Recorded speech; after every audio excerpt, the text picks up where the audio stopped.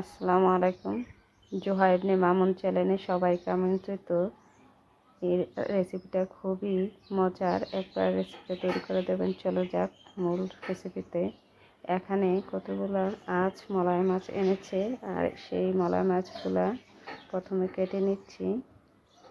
এখানে প্রথমে বলে দিই, কিছু অংশ আমি স্কিপ করে দিয়েছি কারণ ভিডিওটা অনেক বড় হয়ে যায়, তার জন্য। আর দেখেন প্রত্যেকটা মাছে ডিম ভরা, একটি মাছও ডিম ছাড়া নাই। এখানে প্রায় 2-3 কেজি মাছ।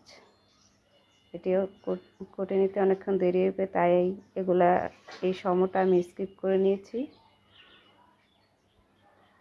আমার কোটা হয়ে গেছে, প্রত্যেকটা মাছ কোটা হয়েছে। এবার এগুলা পরিষ্কার করে নেব।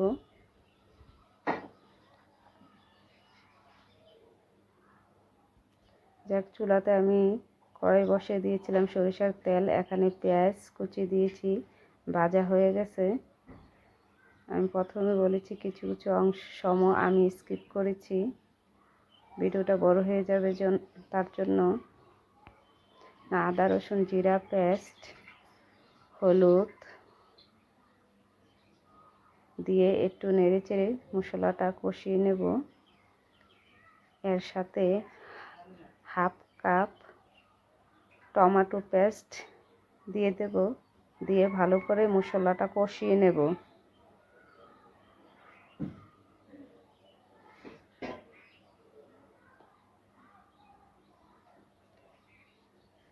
3-4 মিনিটের জন্য ঢেকে দিচ্ছি, যতক্ষণ পর্যন্ত না মশলাটা কষানো হয়ে যায়। এই যে দেখুন, মশলা কষানো হয়ে গেছে, মশলা তেল ছেড়ে দিয়েছে পানি শুকিয়ে।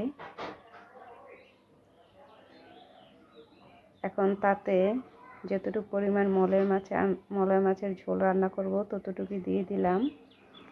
এখন একটু আস্তে আস্তে একটু নেড়ে চেড়ে দিতে হবে, যাতে মলয় মাছগুলো ভেঙে না যায়। এই রান্নাতে বেশি একটু মশলা প্রয়োজন হয় না, তবে যতটুকু দিচ্ছি পারফেক্ট।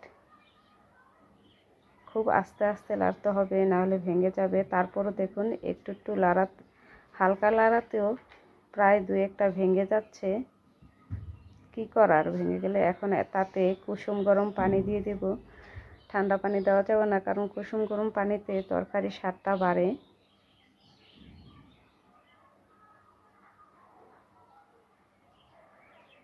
এখন হালকাভাবে একটু নেড়ে ঢেকে দেব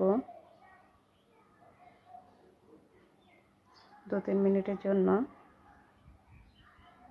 2-3 মিনিট 5 মিনিট পুরা আমি ঢেকে দিচ্ছি।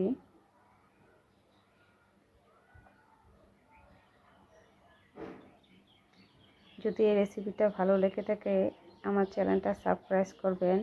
কতটুকু ভালো লেগেছে লাইক কমেন্ট করে জানাবেন। এখানে পরিমাণ মতন লবণ ও কিছু কাঁচামরিচ দিয়ে দিলাম, দিয়ে একটু নেড়ে চেড়ে আবার 2 মিনিটের জন্য ঢেকে দেব। এভাবে মলয় মাছ রান্না ঝোলটা খুবই ভালো লাগে, খুবই মজার হয়। একবার রেসিপিটা তৈরি করে দেখবেন, খুবই ভালো লাগে। আর ভালো লাগলে আমার পাশে থাকবেন, আমাকে সাপোর্ট করবেন, না কারণ আপনাদের সাপোর্ট পেলে আমি আরও নতুন নতুন রেসিপি দিতে আগ্রহ হব, আপনাদেরকে দিতেও পারবো।